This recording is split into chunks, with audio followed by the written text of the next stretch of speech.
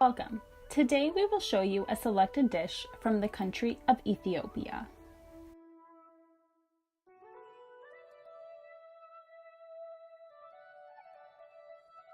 The focus dish is injera bread with dorawat.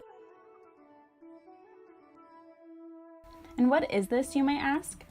It consists of boneless chicken, cooked in a spicy sauce, typically served with a side of injera bread. Some qualities of this dish that make it unique are: it is considered the national dish of Ethiopia. It also serves as a celebratory meal after the fasting period for Easter. Therefore, people would fast meat and would celebrate by eating this dish. It is also served as a communion meal, which means that it brings people closer together. Dorawat has a lot of ingredients due to the amount of spices needed. But, firstly, the most important ingredient is a 3-pound boneless farm-raised chicken. This means that traditionally, when looking for chicken, it would be hunted and then killed and depulked for it to be cooked. It also consists of a large onion, garlic, butter, red wine, water, salt, ground cardamom, garam masala, paprika, red pepper, fenugreek seeds, dried thyme, tomato paste, sugar, and lime juice, for a total of 16 ingredients. That's a lot. For injera bread, it's very simple. It consists of salt, flour, baking soda, club soda, and rice vinegar. Now, we need to take all these ingredients and put them together to make this delicious dish.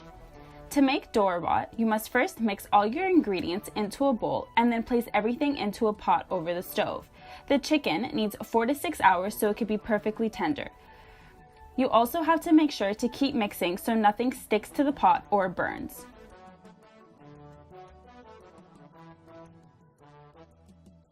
For the injera bread, it is very simple.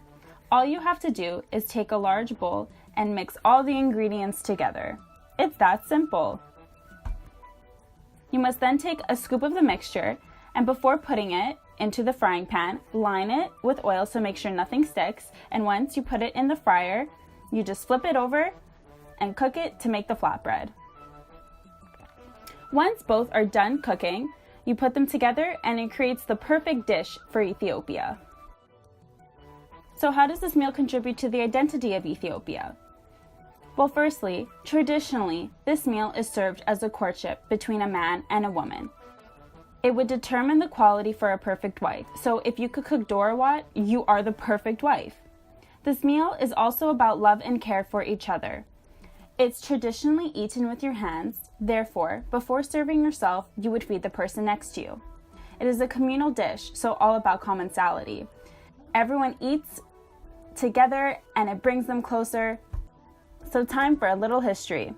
It is not entirely certain the origin of dorawat, so many people question where it really came from.